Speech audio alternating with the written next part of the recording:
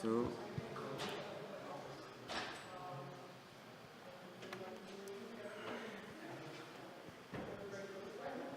your name is Niran? Yes.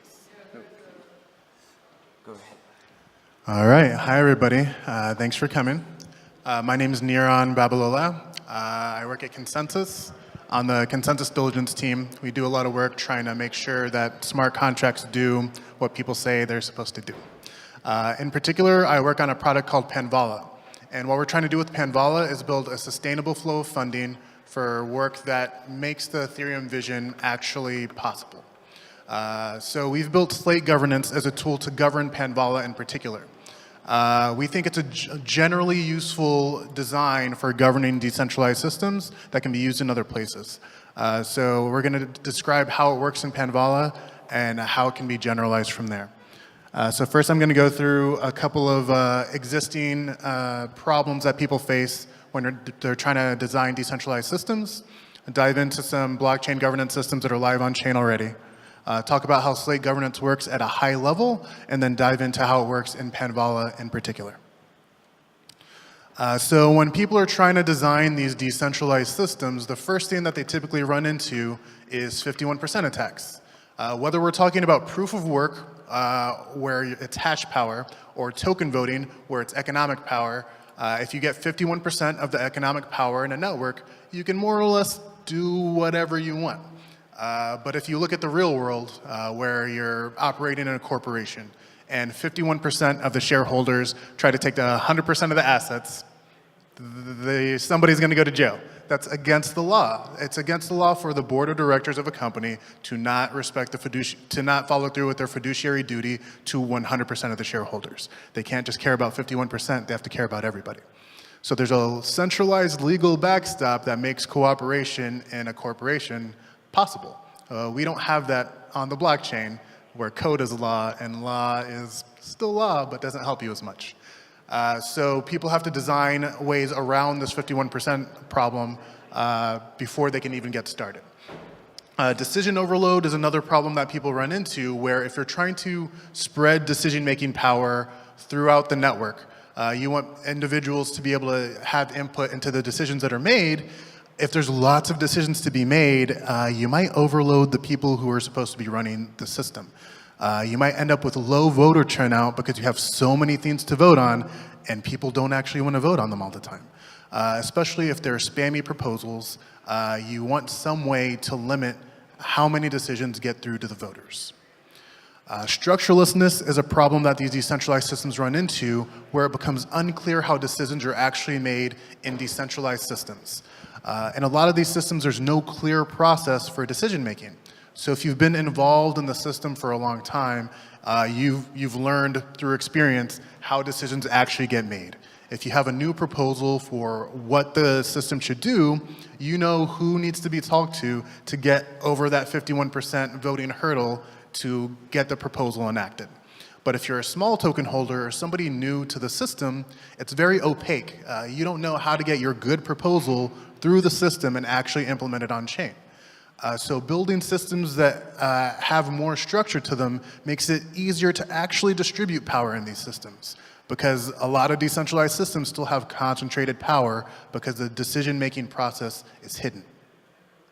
Deadlocks are a problem that these systems run into when you're beyond binary decisions to be made. In the real world, there's many options for which course of action that you can take.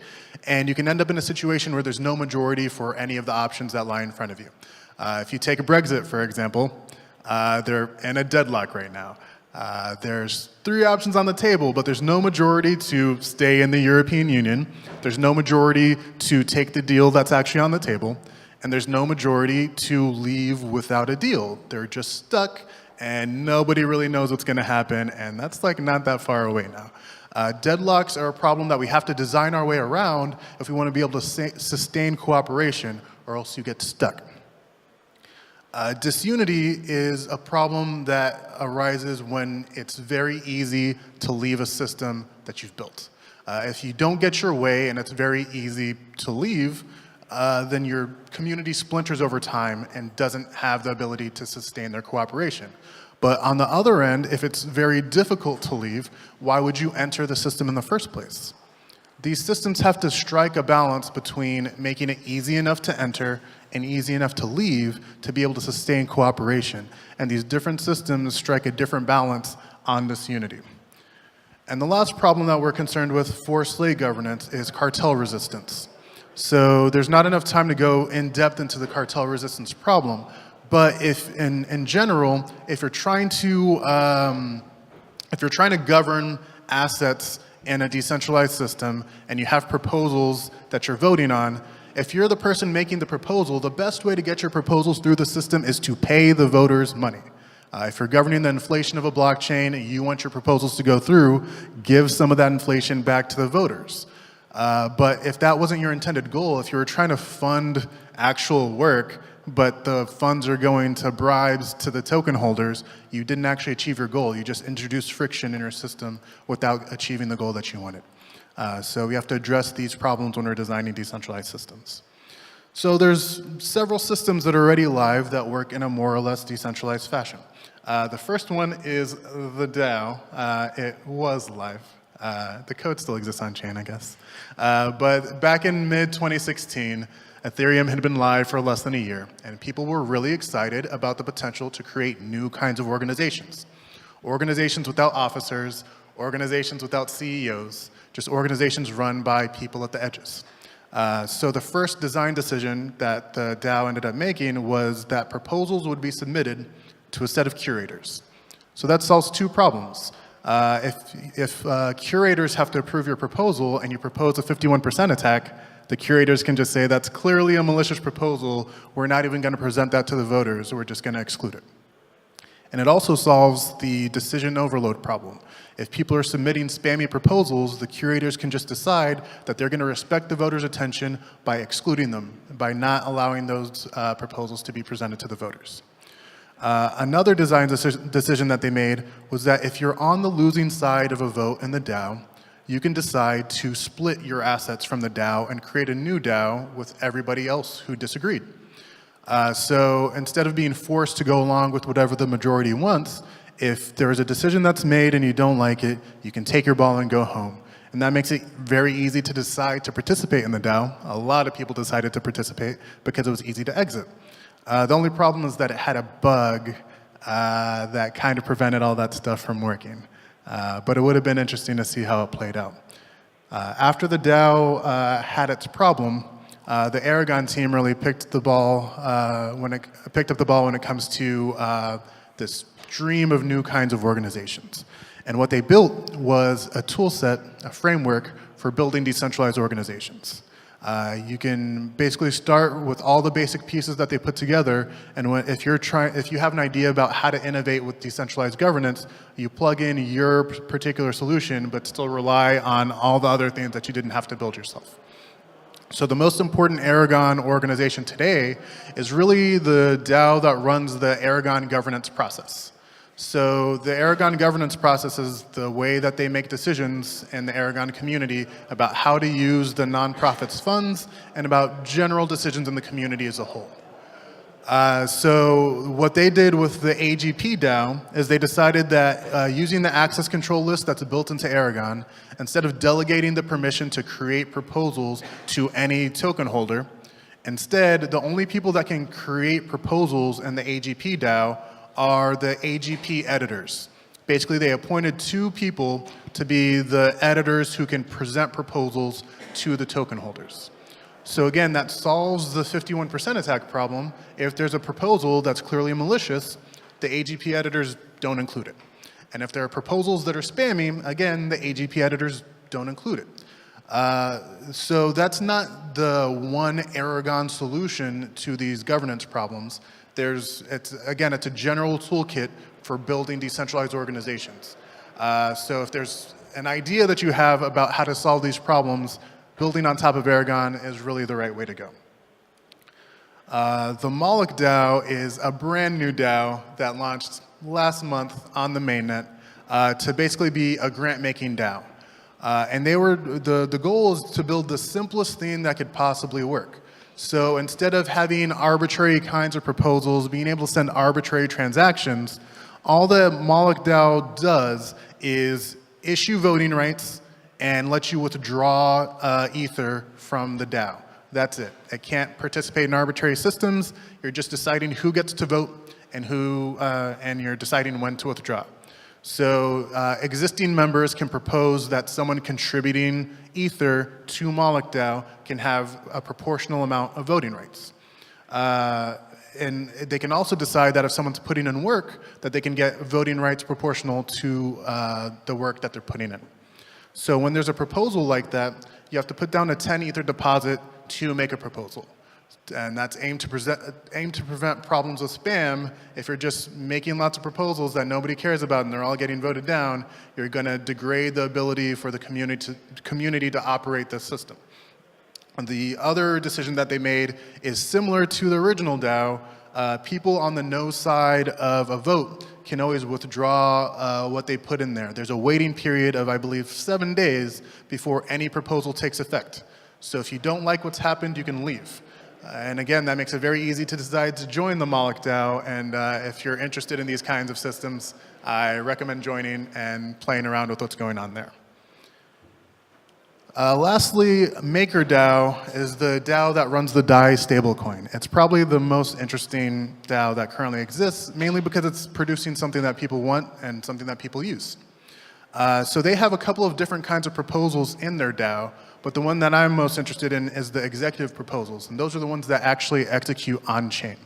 So when they want to change the parameters of a system, they use something that they call continuous approval voting. And the way that that works is it works on a quarterly basis based on the proposals that exist during that time. If there are 7 different proposals and you're a token holder in that system, you like 3 of the proposals, but 4 of them are clearly bad. So you can vote for all 3 of the proposals that you like, and at the end of the quarter, the single proposal with the most votes is the one that will actually be executed. None of the other 7 will be executed.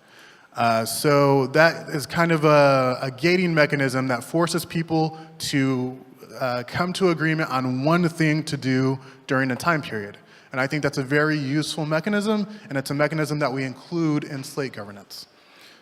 So the part of the hypothesis behind why we built slate governance the way that it currently is that our community has really interpreted decentralization as a mandate for disorder and chaos. There's nothing wrong with decentralization, but decentralization doesn't necessarily mean that you have to have no clear processes for how to do things. It doesn't just have to be chaos. What decentralization means to me is that instead of having a top-down order, you have an emergent order.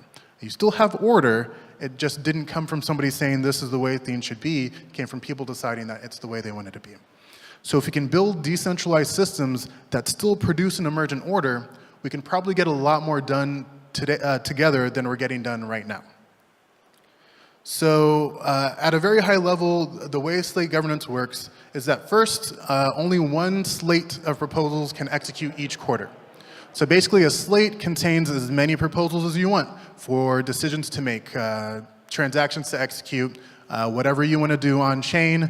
You can put as many of those things in a slate, and people can compete with you by creating new slates. They can say, this is what I think the consensus of the community actually is, but only one of those slates can execute each quarter. The rest of them are going to lose. Secondly, if there's only one slate proposed in a quarter, that slate's just going to execute. You don't need a vote. It was the only slate that was proposed. People didn't propose something else because they disagreed with it, so we're just going to execute it. Thirdly, the identity of the recommender of each slate is emphasized in our voting app.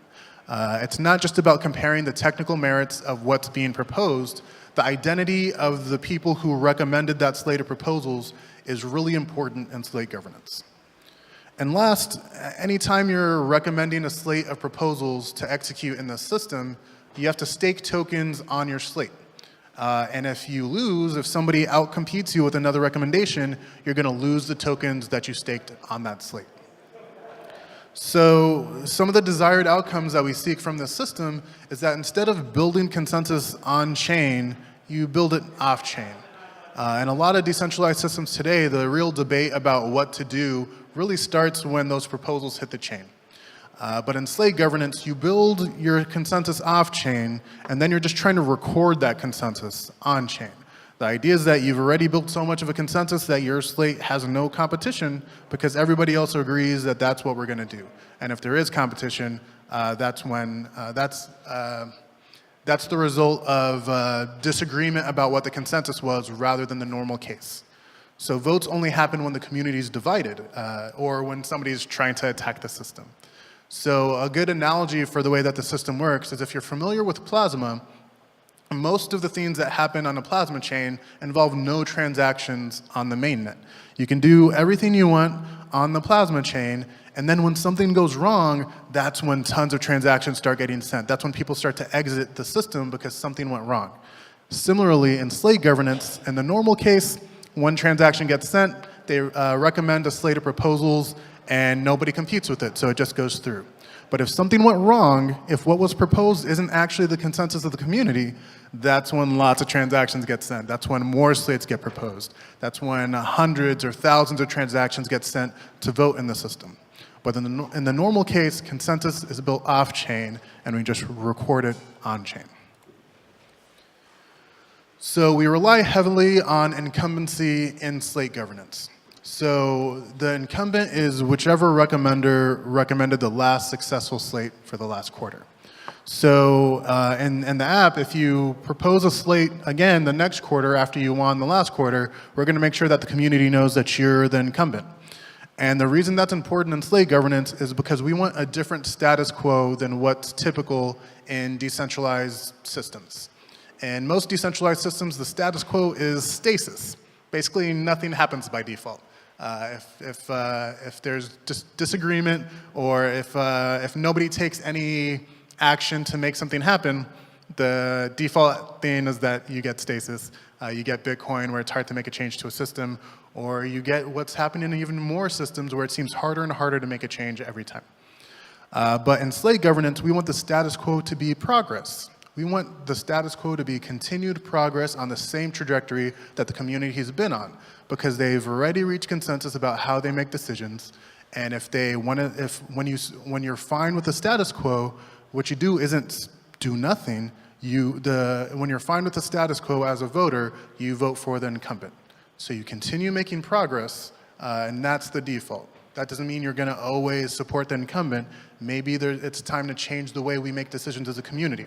But instead of stasis being the default, progress is. Secondly, we use a top two runoff to encourage more of the consensus to be built off-chain. Think of an example where there are 7 different slates competing to be the one slate to rule them all in a single quarter. You could end up in a situation where the winning slate has 30% of the votes, and it doesn't truly represent the consensus of the community. It just is an accident of the state of competition where people split their votes among too many slates, so one of the slates won with just 30%. We don't want that kind of outcome. So one way to avoid it is to use something like instant runoff voting, where you rank all of your choices, and the algorithm just eliminates the candidate with the least votes every cycle.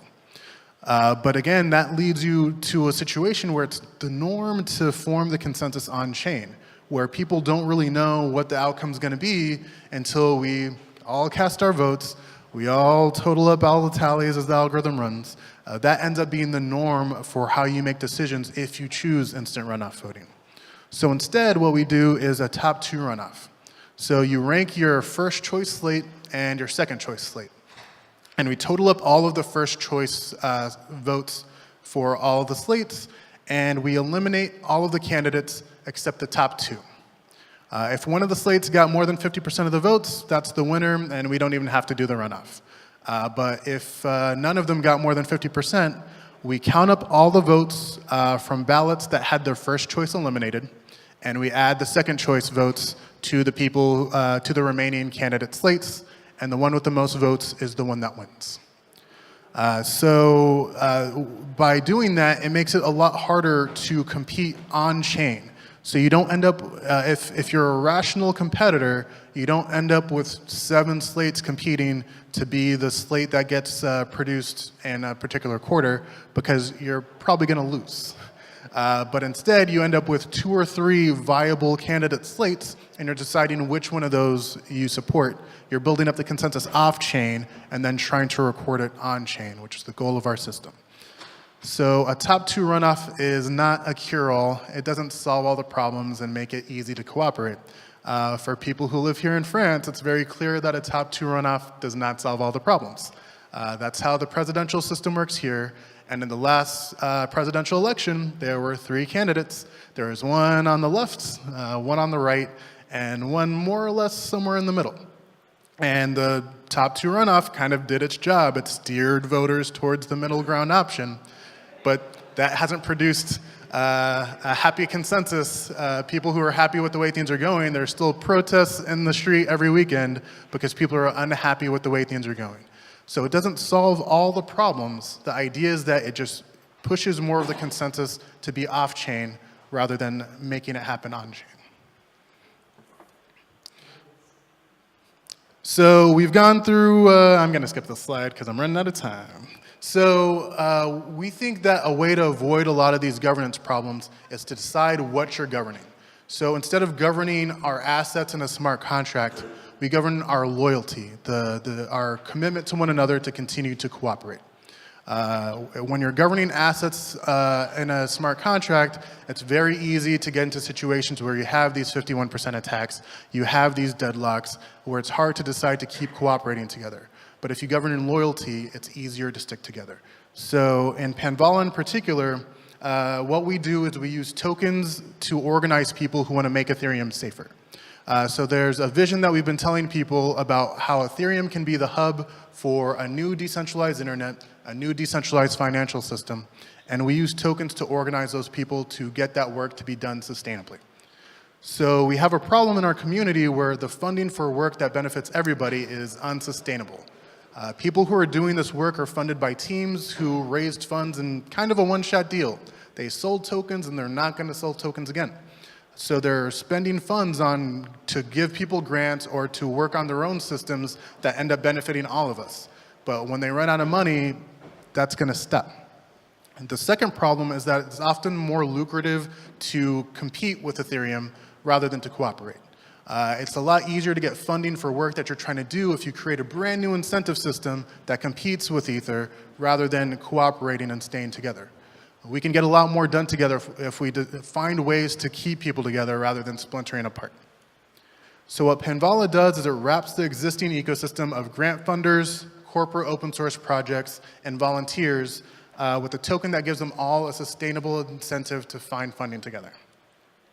So we start off with a plain old ERC20 contract, take half of the token supply, and we put it in a smart contract that we call the token capacitor.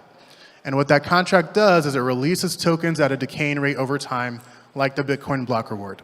And those tokens that it releases are available for the token holders to distribute. They decide what they want to fund. So they find the best work that aligns with their mission each quarter, and they issue tokens to those workers. Those workers then have tokens that they can use to govern the system. They can decide which teams get future grants.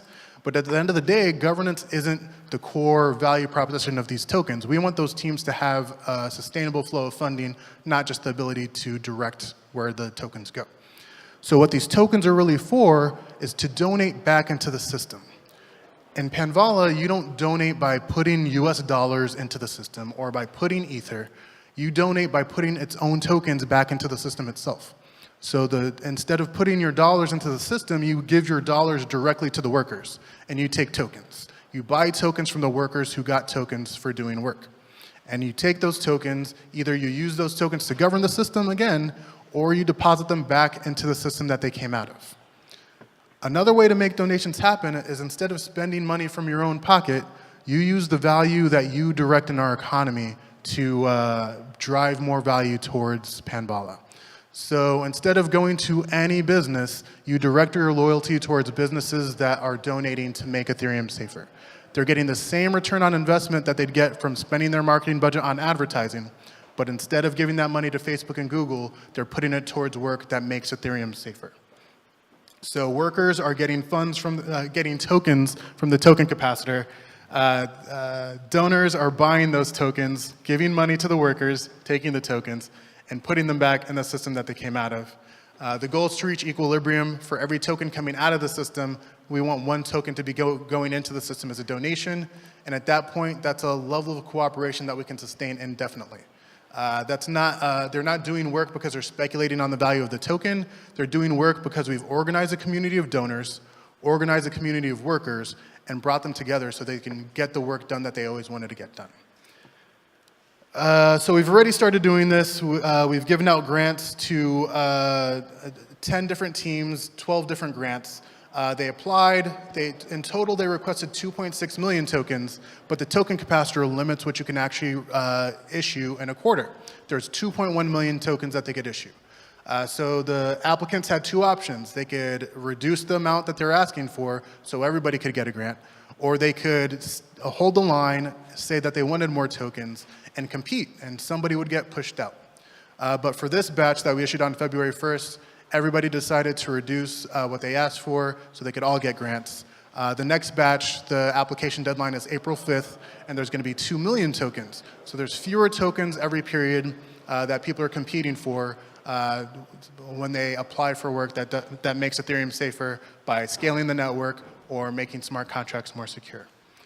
We're doing an experiment this week here in Paris where we are trying to demonstrate that we can drive value towards work that makes Ethereum safer by being loyal to businesses that contribute. So there are 7 businesses in this ally guide that we're giving out that if you shop there, you'll earn a badge. We'll give you both a physical badge like this one and an ERC 721 badge on chain each time you send us a receipt from any of these 7 businesses. By building a loyal community that's willing to shop at places that donate to making Ethereum safer, we can drive more of the value that we create in the economy towards the goal that we care about. And I am out of time, but become a Panvala ally. Let's make Ethereum safer and then find out what we're capable of. Thank you.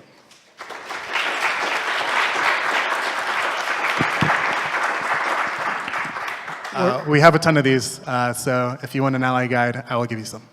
We're running a little bit late, but maybe you have time for one question.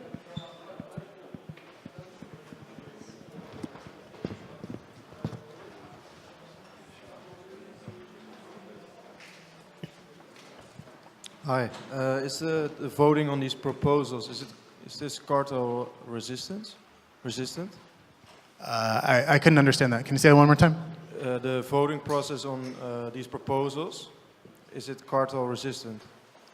So it's not cartel resistant. So we believe that you solve cartel resistance not by defining a mechanism in your voting system to prevent it. I don't believe you actually can. But I believe that you solve it by deciding what you govern. So in Panvala, there's no funds locked up in a smart contract. It's just money, it's tokens that I literally invented. I made up these tokens, and that's what we're governing. Where the real money comes from is from donors. So if a cartel gains control of Panvala, the donors stop donating. We don't put our assets into this system to govern. We govern our loyalty, what we're willing to cooperate to make happen. That's what makes it hard for a cartel to capture it. Thanks.